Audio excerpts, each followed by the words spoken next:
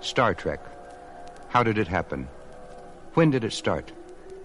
What are the people, the things that we couldn't say on television? What are the stories which haven't been told? These are the voices of Star Trek, the way we think, some of what we think about, some of what we talk about in private. This is Gene Roddenberry, and I'll be bringing you William Shatner, Deforest Kelly, or will it be Captain Kirk and Dr. McCoy? You'll have to decide where fiction leaves off and reality begins.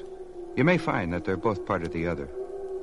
You'll also hear from a science fiction great, Isaac Asimov, also from Spock's Vulcan father, Ambassador Sarek, plus more. Welcome to Inside Star Trek. And now, ladies and gentlemen, the creator of Star Trek, the great bird of the galaxy, Gene Roddenberry. Thank you. Thank you. This is Gene Roddenberry. And Bill Shatner. In a conversation I guess we've never had before, Bill. There are some questions I've been wanting to ask you for about 10 years. One of them is, how much of Bill Shatner is Captain Kirk?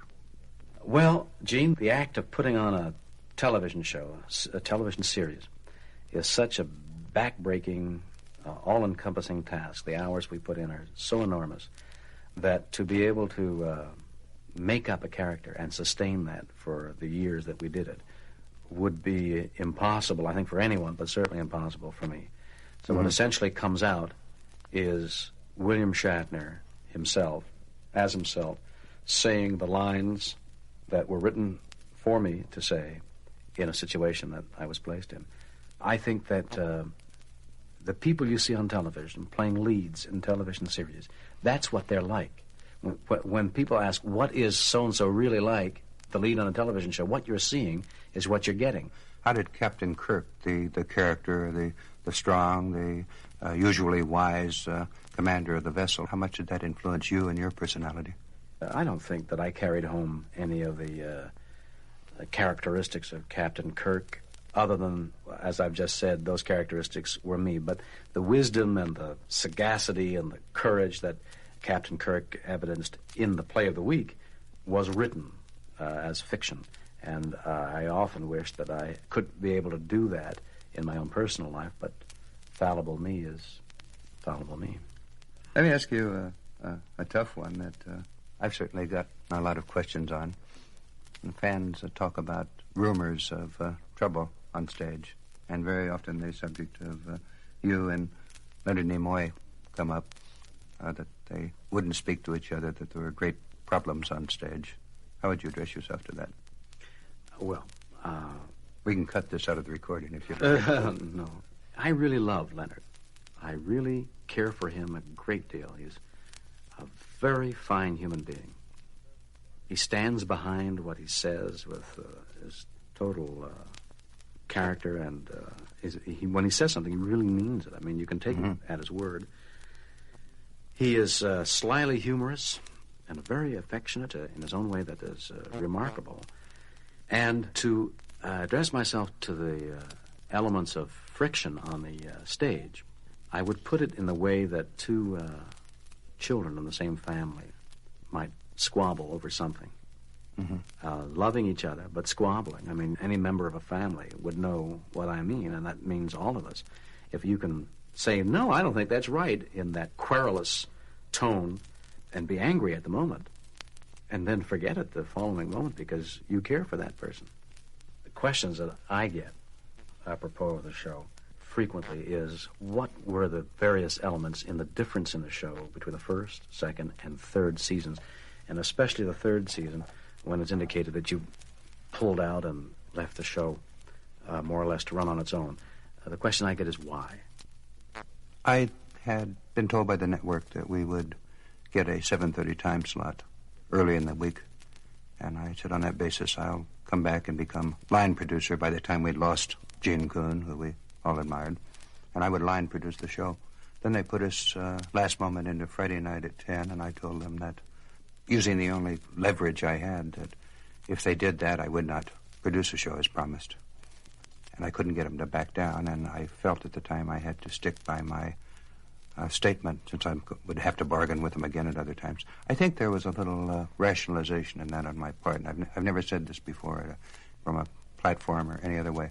I think also what was affecting me at that time was enormous fatigue. I think maybe I was looking for an excuse to get out from under the fight that I had not just been having for 2 years, but for 4. Right. As you recall, we'd made first pilot, turned down a second pilot, and then 2 years of production. So I think there was some rationalization there. I think the fatigue had just caught up. If you had it to do over, what would you do, and also how would you fight that element of fatigue? I think I would come back and produce it the third year myself if I had it to do over. I'm not taking a backhanded slap at the people who did produce it the third year, who line produced it.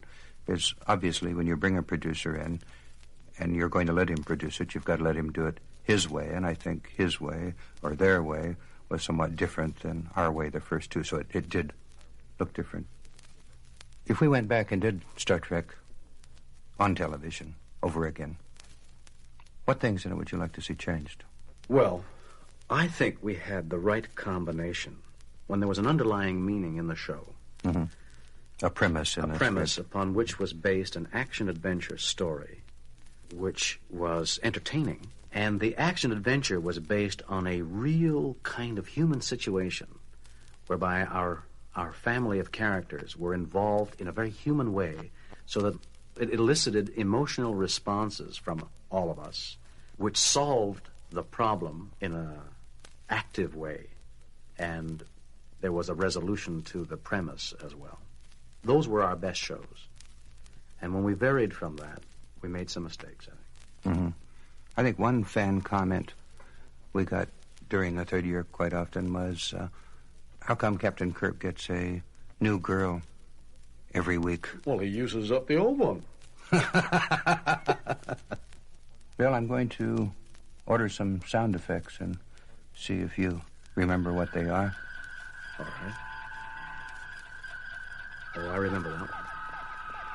We're aboard the U.S. Enterprise. Hey, there's my chair. I'm going to sit on it. Hold on a second, Jim. Okay, you're there. It still the fits. bridge is around you. Yes. You are Captain Kirk. I am Captain Kirk. We've gone back to the 20th century, and you're Captain Kirk with this incredible power at your disposal. Yes. We have a world down there that Roddenberry and Shatner live on, which Yes. is unfair, intolerable, full of violence, bias, and so on. Yes. What would you, as Captain Kirk, do to change this? Let them suffer. I mean it. If they can't work out their problems, if Captain Kirk and the Enterprise has to solve their problems, we'll have to make frequent visits. Seriously.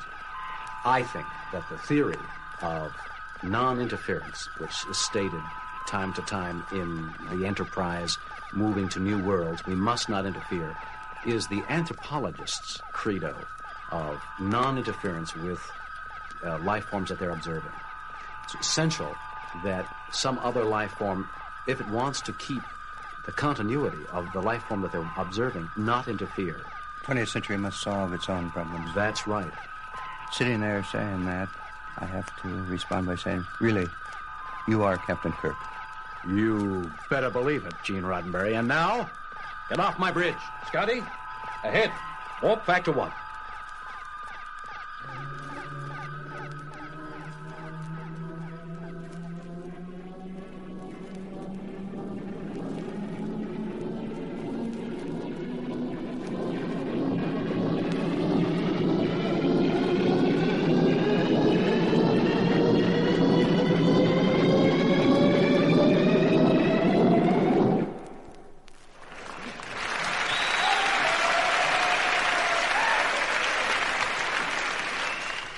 I do have a story concerning Mr. Spock and how Leonard Nimoy, the true story of how Leonard Nimoy became the logical, unemotional Mr. Spock. And this story has never been printed or even told to my knowledge.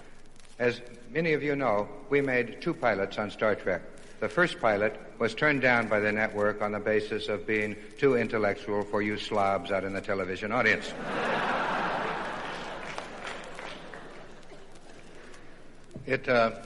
It did go on then to win the International Hugo Award, but I suppose many things turned down by networks would win awards.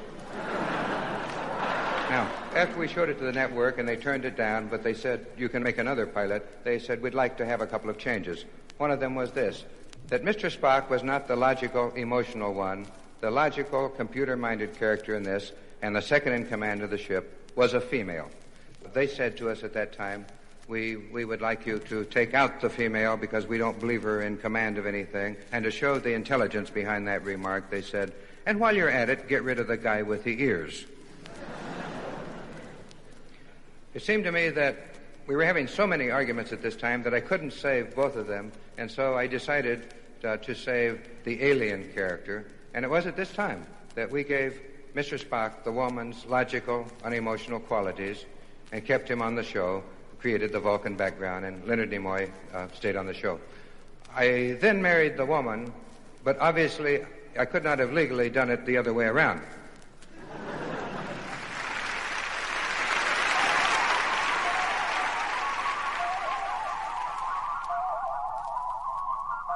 Set transporter for Vulcan Embassy. Coordinates on Vulcan Embassy. Lock on to Ambassador Sarek. Ambassador Sarek, sir. Engaging.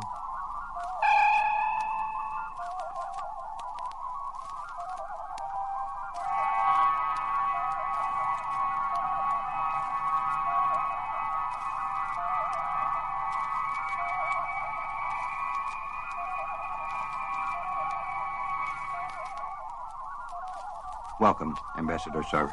My old friend Roddenberry. It's been years since we met. And I have many new questions, Ambassador. Much more intimate and personal than I've ever had to ask before. About my son, Spock, I presume. Well, yes, if you include the beginnings of Spock. There are some things I must know, Ambassador, in order to continue my Star Trek journals.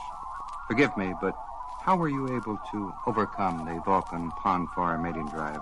I presume you did overcome it, since Spock's mother, Amanda, was human, and somehow she was impregnated by you. Roddenberry, are you asking if we coupled? Yes, sir. We know that Vulcans normally mate only once every 7 years. And since it is known that we pay for our sexual repressions during these years by an almost animal madness, this has aroused a prurient curiosity among humans. It comes out of our affection for your son, Spock, Ambassador, and your son's future. He's half human. We've seen him reject a Vulcan marriage. Is marriage to a human female possible to him? It was for me. But if you take the madness which happens to your people at the time of Pon farr, then add to it the extraordinary strength of a Vulcan. Ordinarily, an Earth woman could not enjoy that. If she survived, she might be severely injured, both physically and emotionally. Regarding that... Roddenberry, I will not paint a word picture. I will say that humans and Vulcans mate in somewhat similar fashion. In quite similar fashion. But physical contour, mass, duration, and energy do vary. Since we are deprived of our reason during this time, the rest depends upon the woman. Not just her strength, but also her wisdom, her patience. Is it possible to ever completely overcome the Pon farr madness? It is probably impossible to a Vulcan in his youthful prime. Fortunately, I was not. And it was no doubt helped by the fact that I'd spent almost 30 years as ambassador to other Federation planets. And you spent many of those years on Earth itself. Yes. But this gives too much credit to me. Spock's mother, Amanda, is an extraordinary woman. And Spock was the result. The first human-Vulcan mixture. No, not the first. But the first to survive.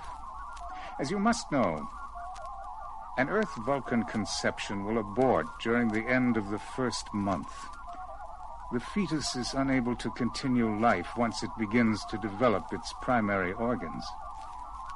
The fetus Spock was removed from Amanda's body at this time. First such experiment ever attempted.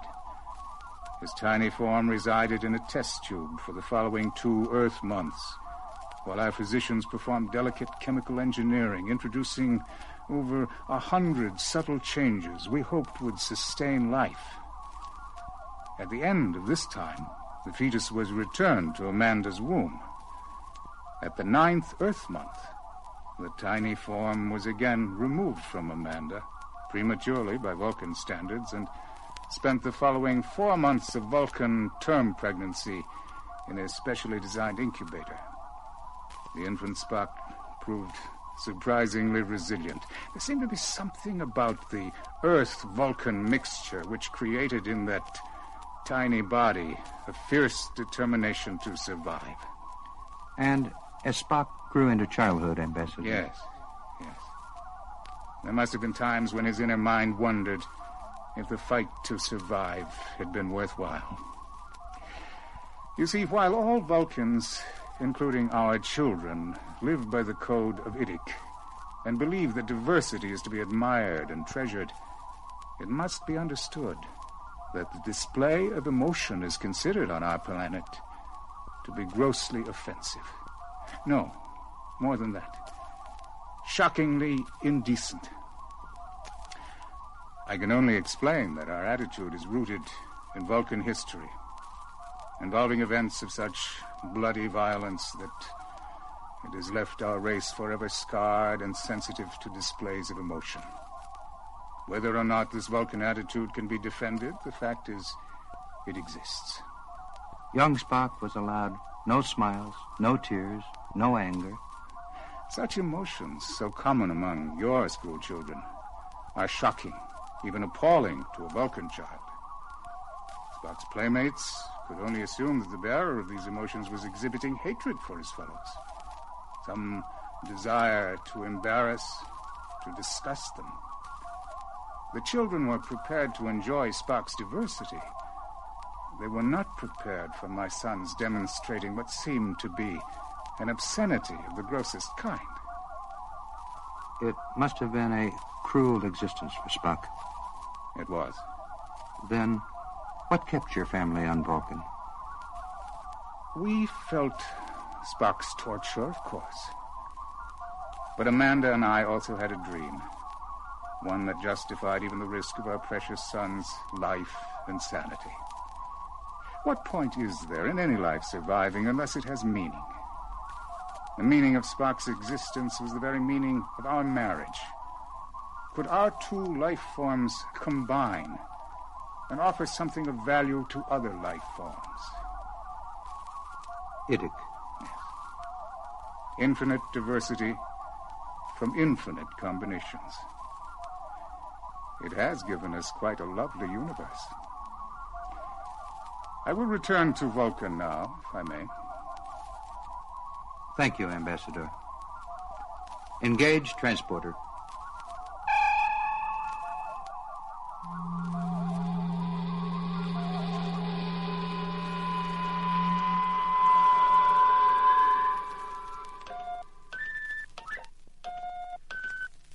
As some of you know, it's pretty hard to be serious about today's television. I think one of the funniest incidents that did happen is while we were making a movie of the week that I know some of you saw. It was called the Questor Tapes.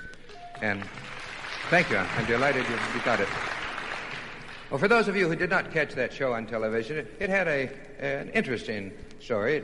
It was the story of an android robot who was outwardly indistinguishable from a human male, except perhaps that the computer mind, the programming of his computer mind made him incapable of hate, jealousy, violence, and other television star qualities. In the original draft of the show, this android that we call Questor was searching for the man who had provided his blueprints and his parts, essentially the man who had created him, his creator. The robot wanted to know why he had been placed on this planet, which immediately got me in trouble with some of the television executives. One of them said, and I quote exactly, "Who ever heard of a character in drama being interested in the reason for his existence?" In his case, I probably could have said, "What about Pinocchio?"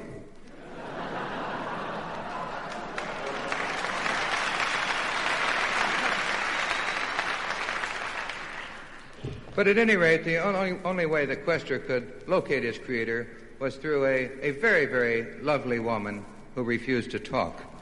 Fortunately, the android had been programmed in literature, which included the works of Maupassant, from which he had learned that sometimes the human female will open her mind to a man to whom she has opened other channels of communications. In my original script, the android then made love to her. He was programmed for excellence in many areas. And he immediately secured the information. I was called to a meeting of the executives. And they minced no words. A robot doing it to a woman was absolutely unacceptable. The first thought that popped into my mind was, thank God I hadn't written a gay robot. I really would have been in trouble.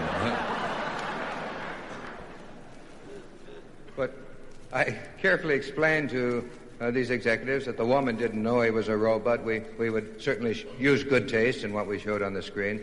But still a great argument ensued. And after a bit, I thought my opponents were showing human jealousy, perhaps even a masculine resentment against a mechanical man who could no doubt do anything he wanted, whenever he wanted, probably for as long as he wanted, for that matter. But no, that wasn't it at all. After several hours, I finally realized that our disagreement was much more basic. What they were actually trying to say to me was a version that has been heard so many times on this planet of ours, something that is so old that I couldn't keep from laughing. What they were trying to say was simply, after all, Gene, how would you like your sister to sleep with a robot? I lost the argument. Questor did not get the girl. But I remember driving home that night, I was kind of happy. I was saying, you know, in your whole writing career, how many times will you get an opportunity to create a whole new area of intolerance?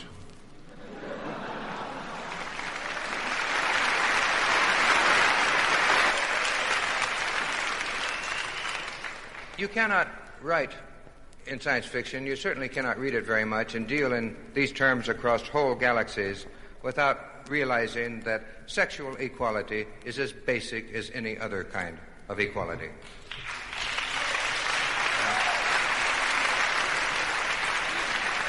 This does not mean that in future pictures I will ever stop using women as sex objects, as I will not. But to be fair, we have always used and will be continuing to use males as sex objects too. As a matter of fact, when I was younger and much more agile, I've been used as a sex object myself. I think it's great fun. But we really believe that. We believed it even back in 63 when we were making the first pilot and laying out the Star Trek series idea. And in those days, we had the Enterprise 50% men, 50% women. Would you believe we received another one of those network visits? The fellow this time said, you can't do that. We said, why on earth not? These are exact quotes. He said, because don't you see it will make it look like there's a lot of fooling around going on up there. We had a huge argument. He went away, came back a week later and said, we've had a meeting on this whole subject, and if you want your series, we're going to make you a one-time offer. You can have 30% women.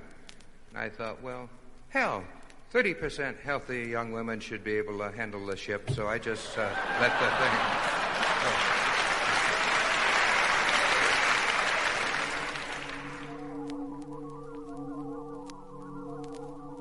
You cannot get fully inside Star Trek without getting to know Deforest Kelly. In real life, he often seems more a 23rd century human being than any of us. Witness what this intelligent, witty man had to say when we talked recently. Well, yes, of course that happens. Deforest Kelly and Dr. McCoy are part of each other. It's impossible for me to give a character that much of my emotion, identify with him that strongly, for that length of time, without fiction and reality beginning to meld somewhat. Then you're saying, Dee, that if you played Jack the Ripper, he'd be part Deforest Kelly, and Kelly would be affected by what the killer was? Certainly. If I played him as an actor should, that is, feeling his needs, thinking his thoughts, You see, everyone play acts a little bit, Gene. Children most of all, because it's a valuable aid in choosing what kind of person you want to be or what kind of person you don't want to be. And naturally, since I don't want to be Jack the Ripper, it's easy for me to disengage after that rolls over. But now that when you start talking about Dr. McCoy, you're beginning to talk about a completely different case. He has some human qualities that are really worth emulating. How far does that emulating him go, Dee? You mean, do I ever think I am Dr. McCoy? Yeah. Well, of course not. An amazing number of people relate to you that way, don't they? Yes, that's true. Do they ask for medical advice ever? Oh, no, Gene. Now, you know our fans are brighter than that. They know I'm not really McCoy. But something about our show seemed to give, I don't know. I guess hope is the best word. You know, the most heartbreaking letters I receive come from parents and even the children themselves who have some kind of permanent illness or even a terminal illness. You've visited some of these children, haven't you? Yes, I've been able to visit some, and I try to correspond with everyone who writes that type of letter. This is a difficult question. Like, what did your visit do? How did you feel? How could you possibly help them? Well, the answer is still hope. Not necessarily that I brought any hope they'd get well, you understand. The hope seems to be, I guess, in imagination and dreams. But those particular dreams won't come true for those children. Well, maybe kids are smarter than us. They think dreams do come true. You see, if we can imagine better ways, a happier life, a better world, then somehow, if you can believe it will happen, it will happen. And we're all going to be a part of it someday, Gene. I'm beginning to sound like the ship's chaplain. We'd better get back to some medicine. I've noticed that you do share McCoy's interest in medicine. Well, after all, I spent 3 years of my life portraying... No, not really portraying, being a doctor, making myself think as a physician thinks, feeling a physician's responsibilities, his values, his needs. If you do that, how can you not begin examining medicine today and thinking about what it will become in the Star Trek century? Okay. Medicine today. What do you think of it? It's too expensive. Come on, Dee. That's a pretty safe generality. Is it? Look, when millions of inhabitants on any planet can't afford medical care, then it's obviously too damned expensive. Now, if you want to ask what I think of medical care that is available... I've noticed you do seem to be critical of medicine today. Well, like anything else, Gene, medicine reflects the society it's part of, just as our 20th century has tried to find happiness outside ourselves in material things. I think our medicine today has too often tried to find its answers outside the human body. In other words, in technology or pharmacology or in sometimes physically assaulting the body. Now, I'm not criticizing our physicians, understand. That just happens to be the state of the art today. They save a lot of lives. They save a lot of lives, just as doctors once had to cut off all gangrenous limbs in order to save a lot of lives. Well, Dee, we're getting into that thing we've talked about before, right? That's right. And I'll tell you something. I'm even more certain of it now, Gene. And look, when Star Trek is made again, we've just got to have some scenes of medicine the way it's going to be. You see, I see the physician as less a mechanic or a chemist, but more a teacher. In other words, teaching the patient to use the natural healing ability we all have in our bodies. And our natural healing ability is incredible. Absolutely incredible. Most top doctors today will admit that we're on the edge of just such a medical revolution. We can no longer ignore the mounting evidence that infection and disease have much to do with the state of our conscious and our subconscious mind. Yeah, I can agree with that. I remember on stage we used to say we're all too busy to catch a cold, and none of us ever did. And you know, a surprising number of people have cured themselves of diseases ranging from everything from athlete's foot to cancer, and some were never even aware they were healing themselves. Plus the fact that our best physicians are no longer laughing at things like, well, witch doctors, yoga, Zen, Christian Science, acupuncture, meditation, and so on. Our bodies are incredibly sophisticated and capable machines, and it's time that we begin respecting those bodies for what they are and begin learning what they can do. And what do we do until we get to that point? Well, the next best thing is still to keep warm and to drink plenty of liquids. And In your case, Gene, I'm sure you're going to do both.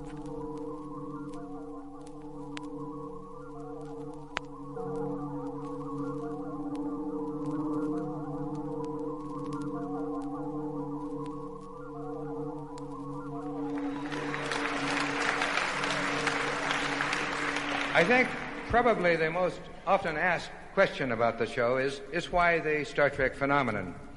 And this is, incidentally, not just a fan or a Trekkie question. It is now being asked by communications experts, by sociologists, educators, and others. There have already been a couple of master's theses written on this, and there are a couple of doctorates presently at work. And it could be an important question because you can ask, how can a simple space opera with blinking lights and zap guns and a hobgoblin with pointy ears reach out and touch the hearts and minds of literally millions of people and become a cult in some cases? Obviously, what this means is that television has incredible power.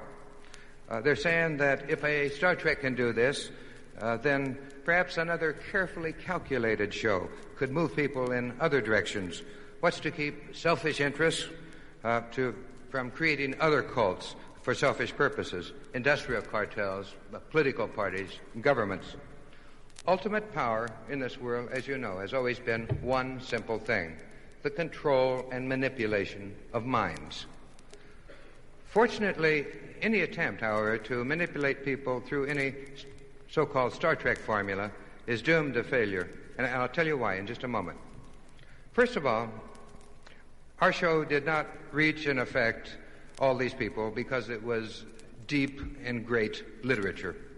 Star Trek was not Ibsen or Shakespeare. To get a primetime show, network show on the air and to keep it there, you must attract and hold a minimum of 18 million people every week. You have to do that in order to woo people away from Gomer Pyle, Bonanza, Beverly Hillbillies, and so on. And we tried to do this with entertainment, action, adventure, conflict, and so on. But once we got on the air, and within the limits of those action and adventure limits, we did not accept the myth that the television audience has an infantile mind. We had an idea, and we had a premise. Thank you, and we still believe that.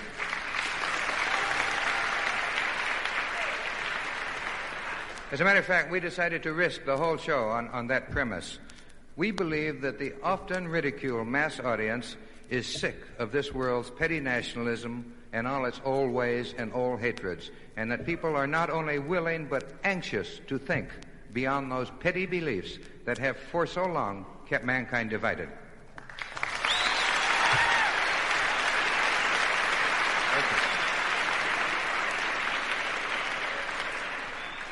So you see that the formula, the magic ingredient that many people keep seeking and many of them keep missing is really not in Star Trek. It is in the audience. There is an intelligent life form out on the other side of that television tube. The whole show was an attempt to say that humanity will reach maturity and wisdom on the day that it begins not just to tolerate, but to take a special delight in differences in ideas and differences in life forms. We tried to say that the worst possible thing that can happen to all of us is for the future to somehow press us into a common mold where we begin to act and talk and look and think alike. If we cannot learn to actually enjoy those small differences, take a positive delight in those small differences between our own kind here on this planet, then we do not deserve to go out into space and meet the diversity that's almost certainly out there. And I think this is what people responded to.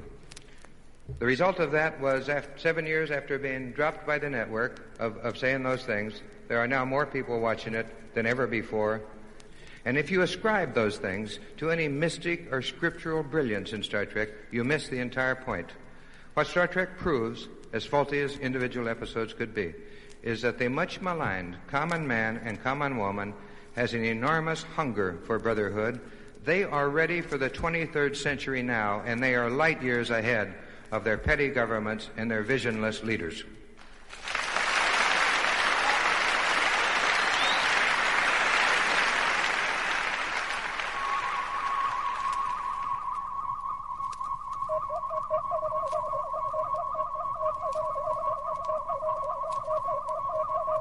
In 1965, I took the first Star Trek pilot to Tricon at Cleveland, a science fiction convention.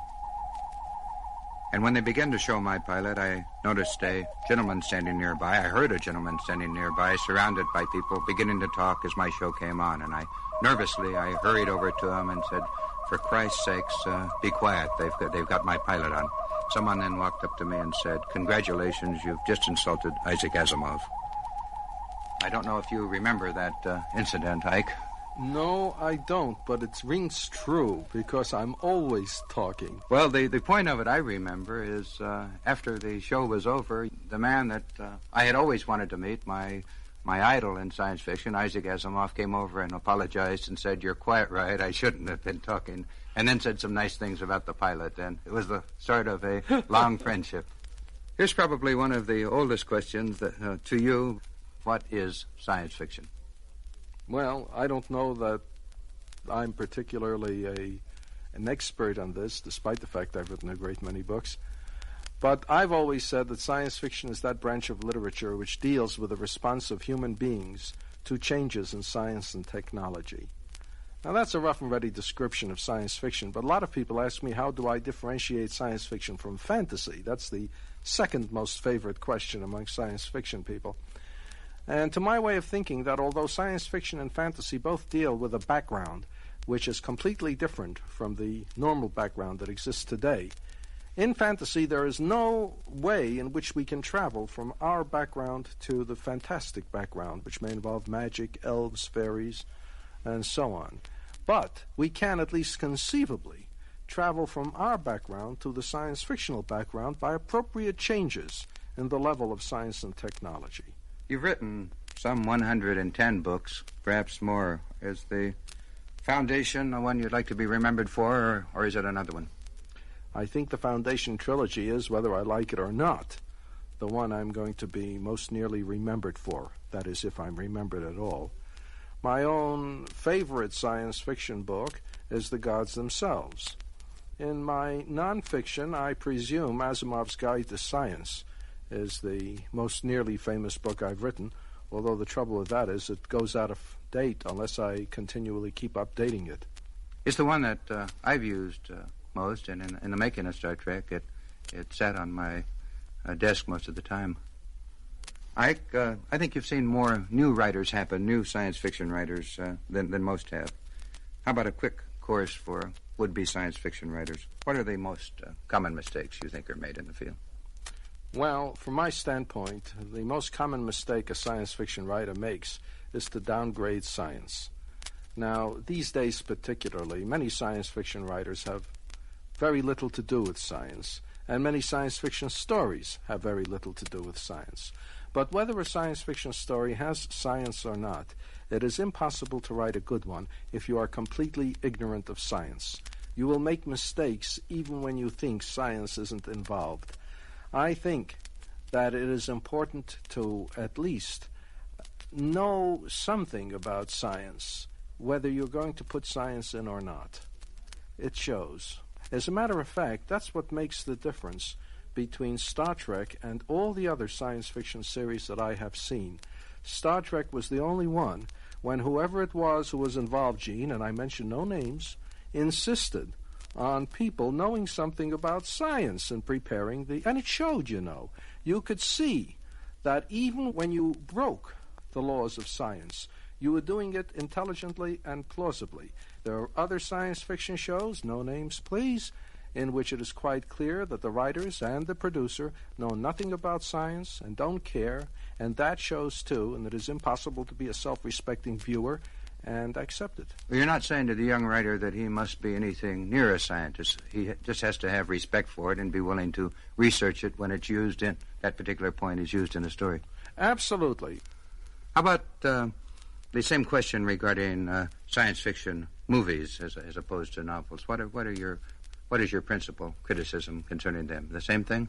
Well, I tell you, science fiction movies have a special difficulty that books do not have. They have to deal with a much larger audience. If a book sells 5,000 copies, it's viable. a movie has to sell 40 million, so to speak, which means that they cannot play for the minority the way a book can. In a book, you can be pretty highbrow and figure, well, there are 5,000 people who will like this. A movie has to hit, in some respects, the lowest common denominator. There should be quite a few people playing this record who'll appreciate this question, Ike. Your literary output ranks at the top in both volume and quality. Typically, when your name came up with Ray Bradbury the other day, he simply described you in 3 words: that incredible man. What is your advice to the would-be writer, beyond the usual advice, write? Well, it seems to me that the writer must use all things human, and all things human-made, and all things that impinge upon the human being as his raw material, which you can say briefly, he uses the universe as his raw material. So the writer must go through life with his eyes and ears open. He must allow everything to flood in and ignore nothing. What you're saying is really that the beginnings of being a good science fiction writer is first to be interested in the reality around you. I think so, yes.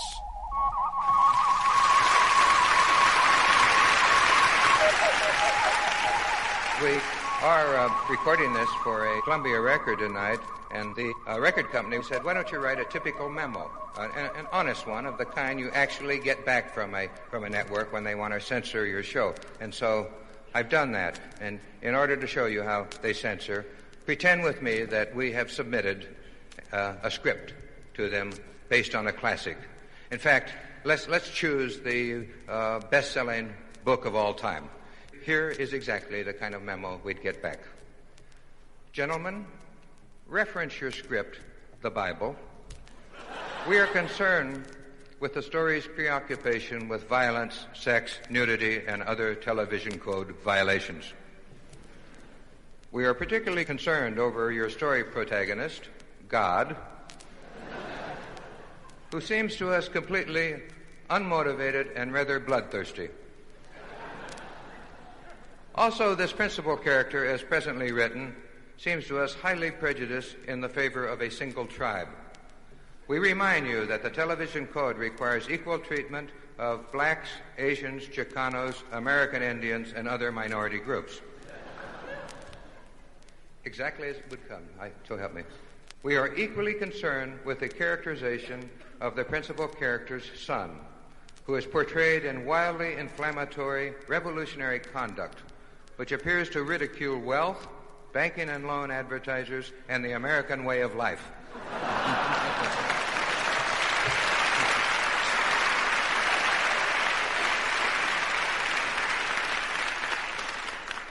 His attitudes must be clearly labeled to impressionable young television viewers as reprehensible. Specifically, and they always have a list of things that you've got to change.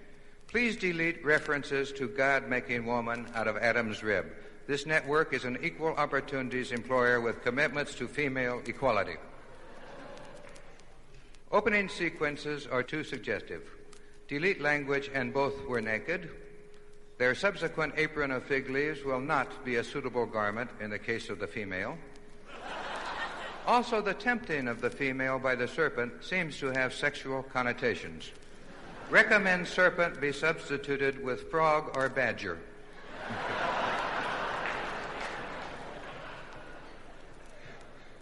Caution in excessive violence throughout, particularly the case of God drowning over 99% of mankind. Also, we must question the story logic of having an all-knowing, all-powerful central character who creates faulty humans and then blames them for his own mistakes. In order to make this character more sympathetic, please delete his exhibitions of wrath and also any indications of a personality insecurity, such as his constant demands for praise. Sons and daughters of Noah cannot be shown and described as repopulating Earth, as television code forbids incestual relationships. Recommend a fleet of arks.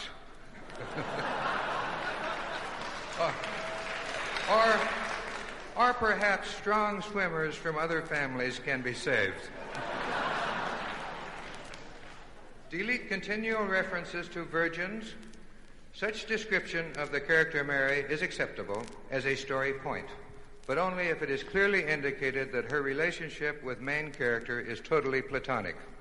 Otherwise, a marriage ceremony must be indicated. Specifics in the portrayal of their son: he cannot be shown as practicing medicine without a license.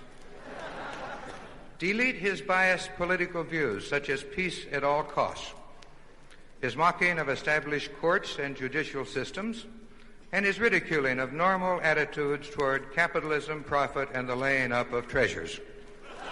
All of this is further aggravated by your description of the character. Must he be shown as bearded and barefoot? In summary, a rather extensive rewrite seems indicated.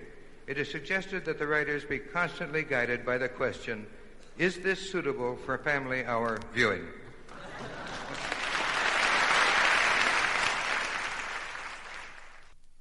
The letter was from Columbia Records.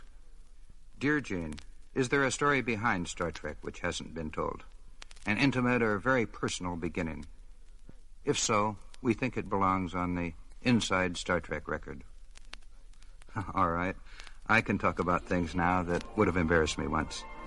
And maybe my story could be helpful to you if you're somehow different from other people, or handicapped. Most of us are in one way or another. I guess Star Trek had its first beginnings in the fact that as a child I was different, handicapped. I had difficulty breathing, eyes that didn't work well in bright sunlight, spindly-legged, weak, uncoordinated. I wasn't a very pretty thing, and I suffered the awful embarrassments that only a child can feel. I don't suppose every writer has to start like that, but if I had been the things that I dreamed of being, agile, athletic, admired and popular, I know now that I never would have ended up with as happy a life. I became a reader. Thank God I became a reader. I lived in a dream world because it was a hell of a lot better world. I was Dr. Doolittle. I was Zane Grey's lonely cowboy, an explorer. Lots of it trash. I was an Indian fighter, fearless soldier, a fighter ace. If you've read Peanuts, I was Snoopy. I fought the Red Baron many times. Certainly, part of Star Trek was written by that boy, dreaming maybe as you do of a better world in which people would look past our exteriors and see whatever loveliness we have inside us. I remember being about 8 years old, in the backyard, sitting in a soap carton, pretending that it was a great vessel of some kind. And the bold, strong person hidden inside of me, he was the captain. I remember it was an enclosed vessel because I had a second soap carton pulled down over my head. After sitting there for several hours, still encased in soap cartons, I heard the concerned voices of my parents speculating whether my illness had led to brain damage. Ah, how lovely all our daughters are inside. How fearless all our sons, if only we could see it. I remember helping my father clean the garage. Actually, he was cleaning. I was facing the firing squad. The bullets caught me, spun me to the ground, and as I lay there, bravely dying, I looked up to see Dad watching me with pity on his face, assuming I was suffering some new kind of seizure. Years later, something brought me back to reality. Science fiction. Yes, incredible. Science fiction taught me how to live in the real world. Thank you, Homer, my ex-convict friend. Thank you for John Carter of Mars. It made your cage more bearable. It helped rescue me from mine. And thank you, Claude, for that first copy of Astounding Stories magazine. Sorry you didn't reach 16 and grow out of your illness as I did. I was lucky. A miracle of adolescence. My body mended. I actually became stronger than average. But science fiction saved me from that, too. Saved me from the perils of a strong body. I had learned by then that reality is incredibly larger, infinitely more exciting than the flesh and blood vehicle we travel in here. If you read science fiction, the more you read it, the more you realize that you and the universe are part of the same thing. Science still knows practically nothing about the real nature of matter, energy, dimension, or time, and even less about those remarkable things called life and thought. But whatever the meaning and purpose of this universe, you are a legitimate part of it. And since you are part of the all that is, part of its purpose, There is more to you than just this brief speck of existence. You are just a visitor here in this time and this place, a traveler through it. What a difference that makes. As a traveler here, it no longer crushes you that this world is not always fair or orderly or understandable. Your passport allows you to fix what you can, to love, to refuse to take part in ugliness. But meanwhile, you are delighted that this is such a varied, colorful, exciting place. As a traveler, you're not here to judge, but to experience. You begin to feel a new affection for the life forms here. You no longer feel threatened that some may be greater or lesser than you.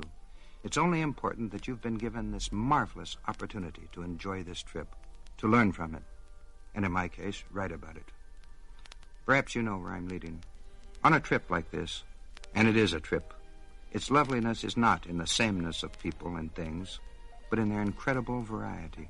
Eventually, this led me to the Star Trek statement, IDIC, infinite diversity from infinite combinations. Thank whatever created us. We are different, each of us and everything around us. To the end of time, if it ever does end, no combination will ever come up quite the same. That's quite a travel package. All of this is how Star Trek began, and it's also something of what it's about. I am an alien, and so are you. And yet, and this is the loveliest thing of all, somehow we're also part of each other and part of everything that is. I don't know if this has a moral or not. Maybe it's don't sit inside soap gardens too long, unless you enjoy traveling.